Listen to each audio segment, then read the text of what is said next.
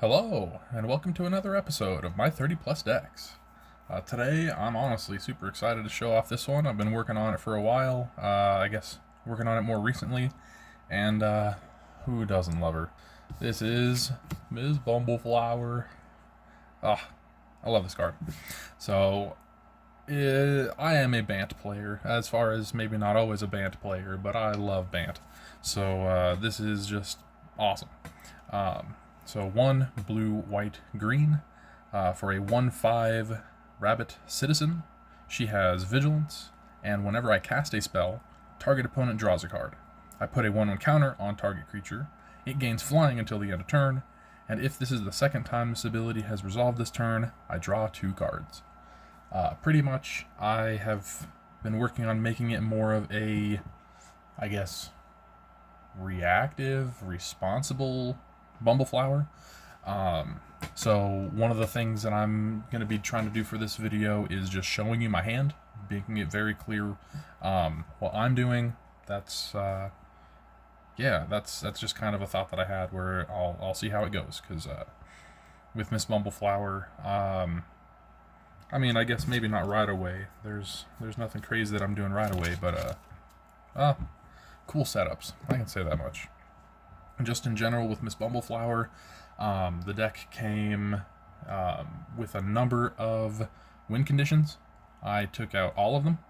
The deck came with a couple of cards that were, whenever I draw a card, it gets a 1/1 counter, or something to that effect. And I almost went all in on that. Let's see.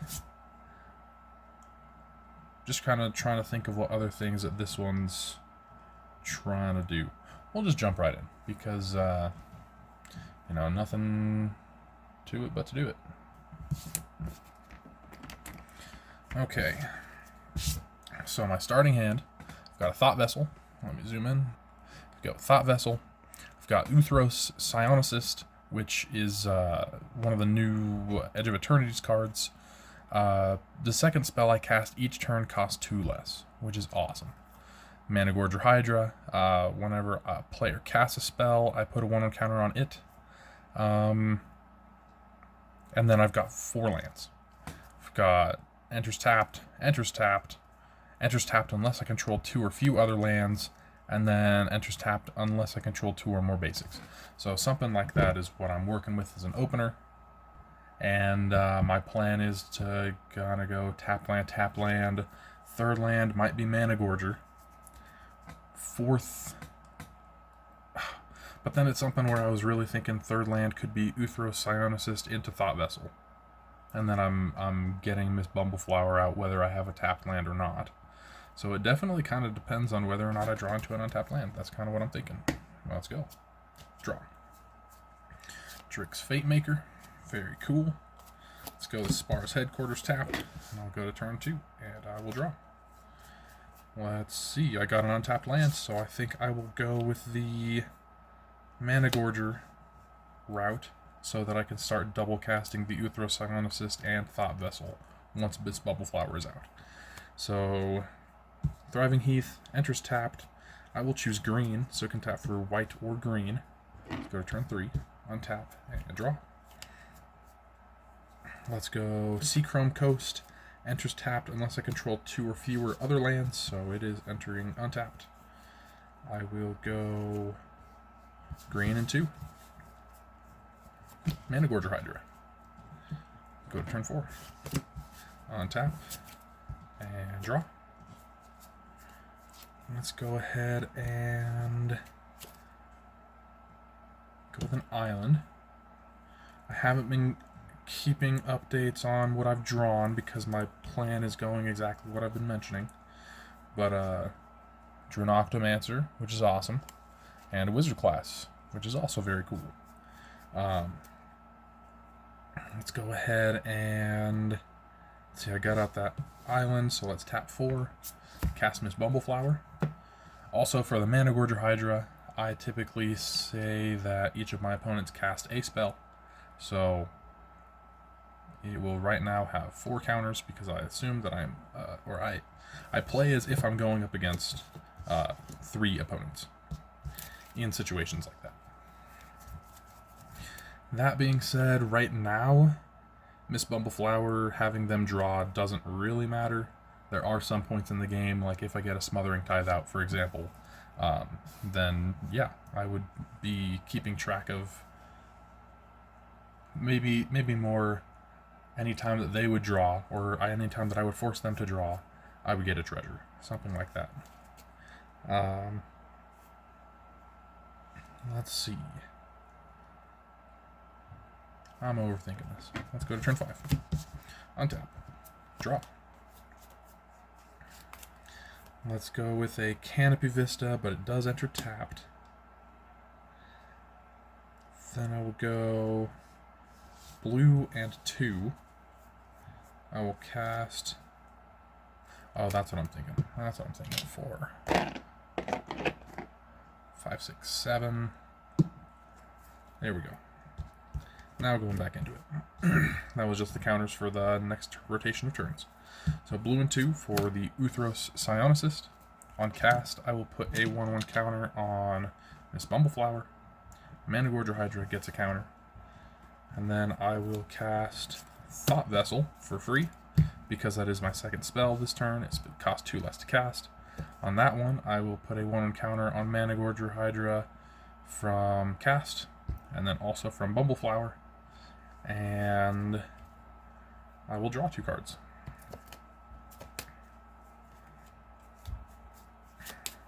One, 2, 3, 4, 5. All right. And I think that I will just keep on going. And hand update.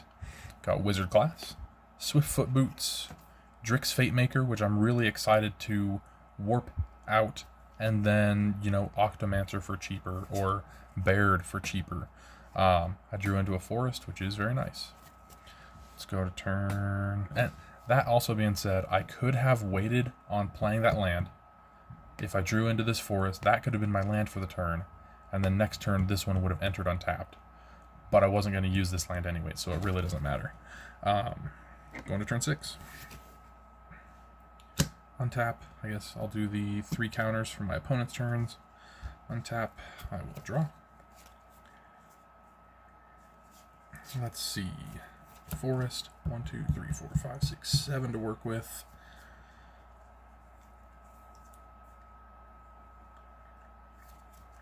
I also didn't declare any attackers. It would have definitely been something to swing with him as a 11/11 flying trample last turn, but there's no need to think about that right now. I'm more thinking about my game plan. All of those attacks would just kind of happen in the moment. That's kind of what I'm thinking. Okay. I'm kind of thinking green and 1 to warp in Drix Fatemaker. On cast, I'll give that counter to Bumbleflower. On cast, Managorger Hydra gets a counter. When he enters, I put a 1/1 counter on Uthros Psionicist. Why not? Each creature I control with a 1/1 counter on it has trample.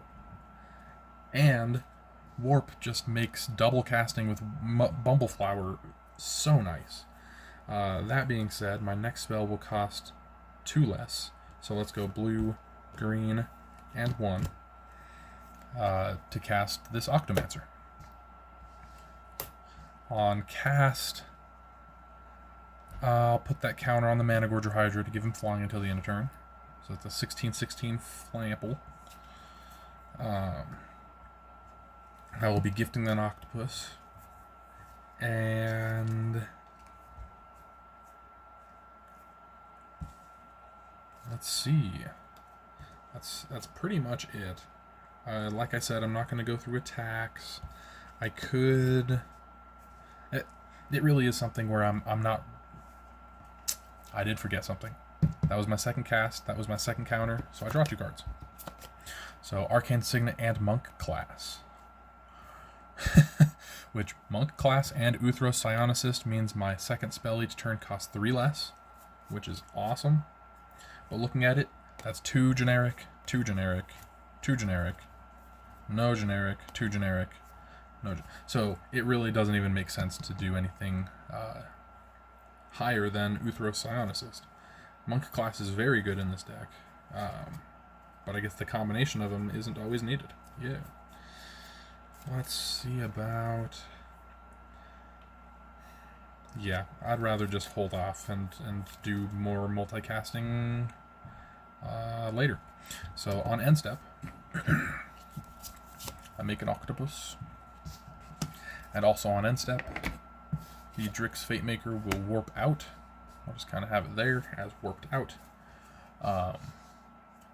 Let's go to this turn 7. Yeah. Untap. And draw. 1, 2, 3, 4, 5, 6, 7. I didn't draw into a land, which is kind of crazy.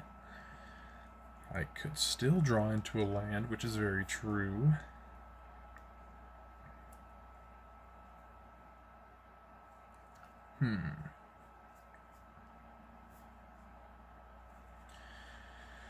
Ooh, that's very true. Let's go blue, white for monk class. I know that I was just talking about it being a little bit iffy, but I got a plan. On cast, that is Miss Bumbleflower. And then, as my second spell, since it costs 3 less, 1 green, and I will be casting Drix Fate Maker from Warp.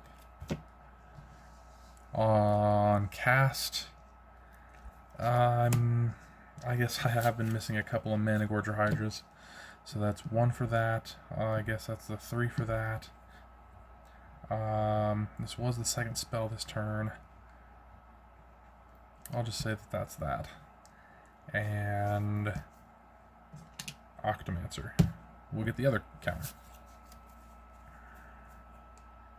So that is all your counters from casts. Bumbleflower got 1. Octomancer got 1. So Managorger does not have flying right now. Then Drix Fate Maker enters. I'll have him be the one to get a counter. So if... No. Octopus. Octopus gets a counter because now it's a 9/9 trample that can attack. Cool. After that, I still have 4 to work with, but I also have not drawn my 2 cards. Let's go Flooded Grove. Kind of more of a filter land, but it works. It enters untapped. Got 5 to work with now, but it's still something where I would want to keep a blue and a green up.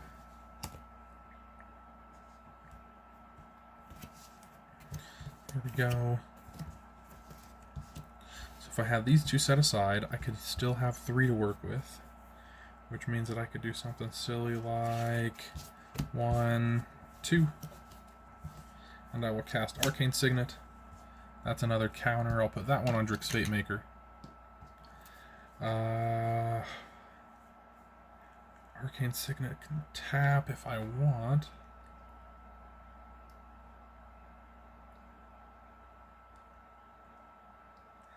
I guess it's not as silly, but I'll just go tapping 2 for Swiftfoot Boots. Cool. Now, Swiftfoot Boots, I guess that puts Managorger Hydra up to 22 counters with Arcane Signet and Swiftfoot Boots casts. Awesome. Yeah, not really worried about attacks right now. I have plenty of attacks though. And then the main reason that I have the Thriving Heath and Flooded Grove, this one I said could tap for white or green. I can use the green to tap for blue-green. The blue would be for Strix Serenade to counter target artifact, creature, or planeswalker spell, and then the controller makes a bird. And then I could also do Broken Wings. It's 2 and a green, but since it would be I would try and do it to where I wait for an opportunity to counter, and then that counter would be the first spell. Broken Wings would be the second spell, which would cost the 2 less, I guess. destroying an artifact, enchantment, or creature with flying. So countering something and destroying something, putting counters on my things, drawing 2 more cards, Riot Control, and Seaside Citadel. So I wouldn't be able to cast either, or cast Riot Control, but I'd still have it. Something like that. Something like that. Yeah, it's a little bit funky to test a deck like this because, like I mentioned at the beginning of the video, I'm trying to be reactive and responsible, which is part of the reason why I'm showing you my hand. I am showing you that I have responses because, you know, it's like I can't always progress my board if I have just a handful of responsible things. That being said, I still had Baird and Wizard classes, like, you know, board progression, I guess, but I already had no maximum hand size, but Wizard class can eventually be drawing cards is 1/1 counters, so, yeah. Sweet. That was 15, 16 minutes. It's not bad. I'll try and go one more. Yeah. I definitely like this deck. It is a very fun deck. I think that every time that I've seen somebody use it, they have fun. And, yeah, I'm no different. My play group definitely enjoys using Bumbleflower, but also sometimes they're like, oh, so you're going to make us draw? I'll use that to my advantage. And I'm like, fine, no draw for you. Don't try and use and abuse Miss Bumbleflower. That's mean. She doesn't tolerate it. Anyways, getting back into it. 1, 2, 3, 7. Let's check it out. Let's see. I got 2 lands. So I have Smothering Tithe, Evolution of Witness, Joriel, Mournvoli, Recluse, Forest, Command Tower, Cultivate, Shattered Wings. It is a little bit close. I am confident with my deck's mana base. I have a turn 2 play. I have a turn 3 if I get it. And if I can get that, Smothering Tithe just carries. So let's jump right in. Alright, let's go Forest. Going to turn 2. Draw. Bam. Forest. And this island for a Joriel. Turn 3 is untap, draw. That will be Command Tower, tapping 3 for Cultivate. I'll search for a basic Plains and a basic Forest. There we go, they're pretty close.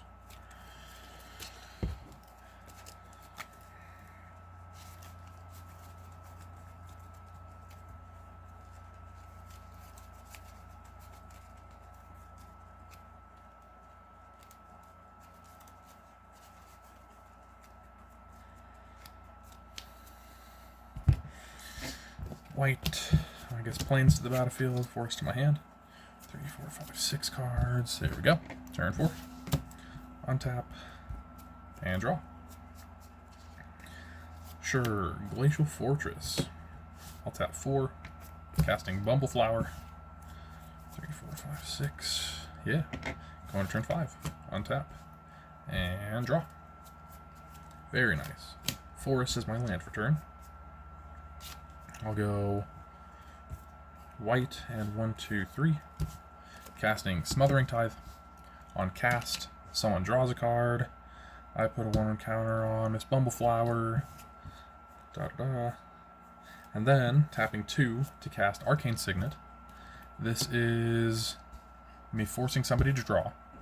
So I will get a treasure, and that's pretty much how I'm going to do it. I'm going to target people who can't pay so that I get treasure. So maybe they can pay, who knows. And I draw 2 cards because that was my second spell. Very cool. And then I'll just give a update on my hand. I've got Witness Protection, which is very nice. I could do that right now, but as it's my 3rd spell this turn, it's not as worth it as a future turn. Riot Control came back to me. This is I gain 1 life for each creature my opponents control, and then I prevent all damage that would be dealt to me this turn. Shattered Wings, which is destroy target artifact, enchantment, or creature with flying, and then I surveil one. And yes, I do have Shattered Wings and Broken Wings in the same deck. Shattered Wings is a sorcery, Broken Wings is an instant. So, yeah. Trying to be responsible and reactive. Something like that. But either way. Evolution Witness, which you already saw. This one's awesome in the right situation, because casting a spell with Bumbleflower puts a counter on her, and then whenever one or more counters are put on her, I return a permanent from my graveyard to my hand. So it can be very nice. Broken Wings, it's also in my hand, and Windborn Muse. Creatures can't attack me unless their controller pays 2 for each creature that's attacking me. Yeah. Alright. I guess I technically have 2 to work with, but no, not worried about it. Go on turn 6. With that being said, Smothering Tithe, I will roll a die. 1 and 2 is, I only get 1, 2 and 3 is 2, 4. What did I say? 1 and 2 is 1. 3 and 4 is 2. 5 and 6 is 3. That's what I meant to say. 6. Wow, lucky me. My guys just don't pay their taxes. So, that'll be 4 total treasures, and then it would be my turn. Untap and draw. Let's go Hallowed Fountain, and I will pay 2 life to have it enter untapped. Why? I don't know. I don't actually have any, I haven't counted out mana, but having more mana is better. 1, 2, 3, 4, 5, 6, 7, 8.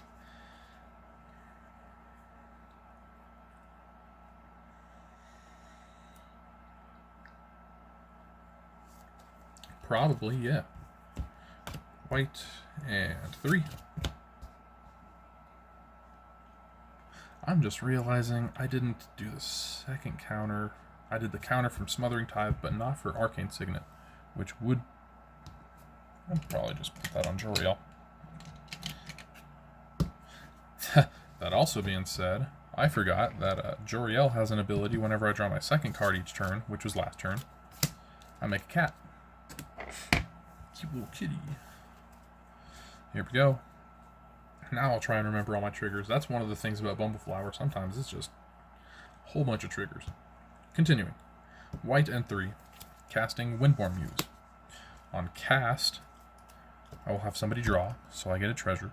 I don't even have to worry about mana, do I? And then Bumbleflower gets the counter. Windborn Muse has resolved. I will tap Arcane Signet for a blue, and I will cast Witness Protection on something of someone's. On cast, I will put that counter on Windborn Muse. Someone draws, so I get a treasure. I draw 2, which gets me a second cat. There we go. Engines are rolling. Yeah, getting creatures whenever I draw my second card each turn is also something.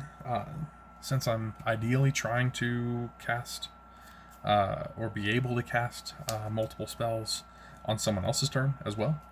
Then I'd be getting cats on their turn, or there's a Thopter Fabricator from Aether Drift. That one's me drawing my second card each turn. I make a 1/1 Thopter with flying, and it's a 4/4 flying with crew 2, so it's pretty nice as well. Okay. So I've got Strict Serenade, Bovine Intervention, which is destroy target artifact or creature. Its controller makes a 2/2 white ox. Yeah, Riot Control, Shattered Wings, Broken Wings, Evolution Witness. So I think that it was just these 2 that I just drew.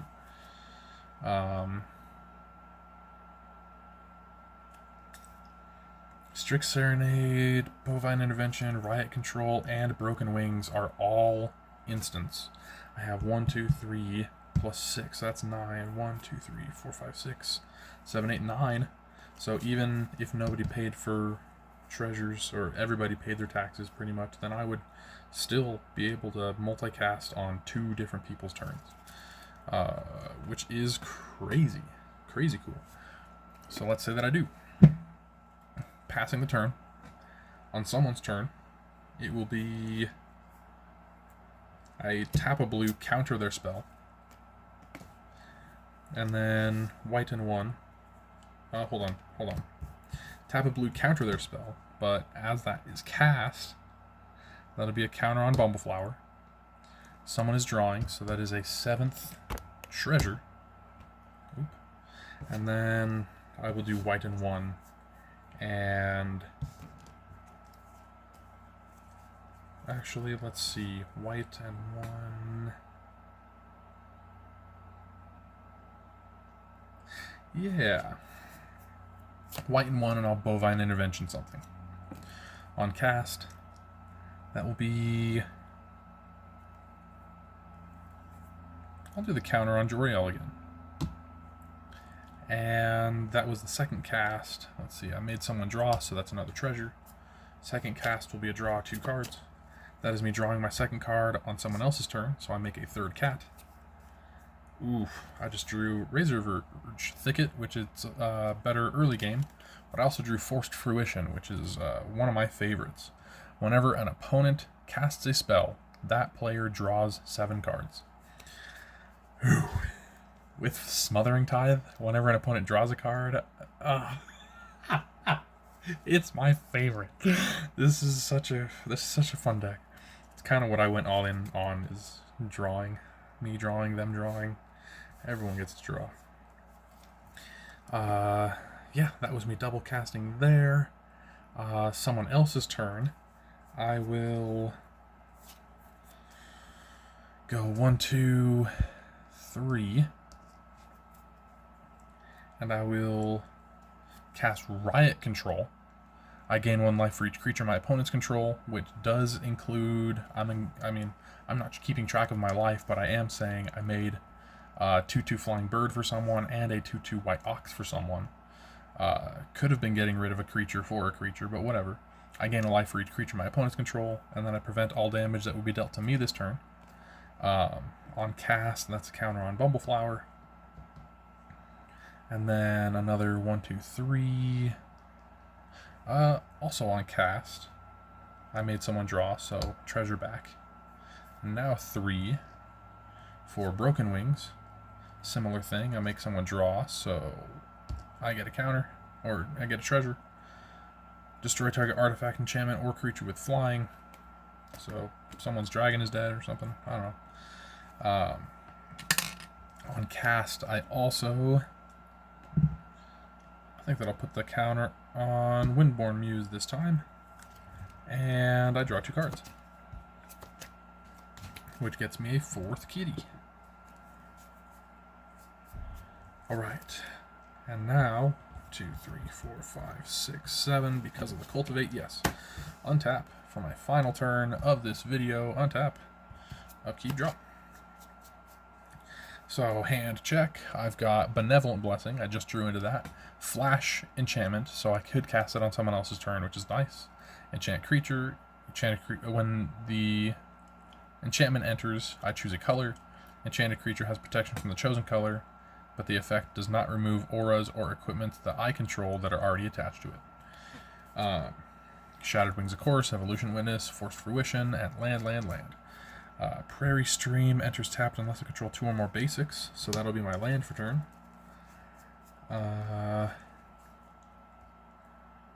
Let's see.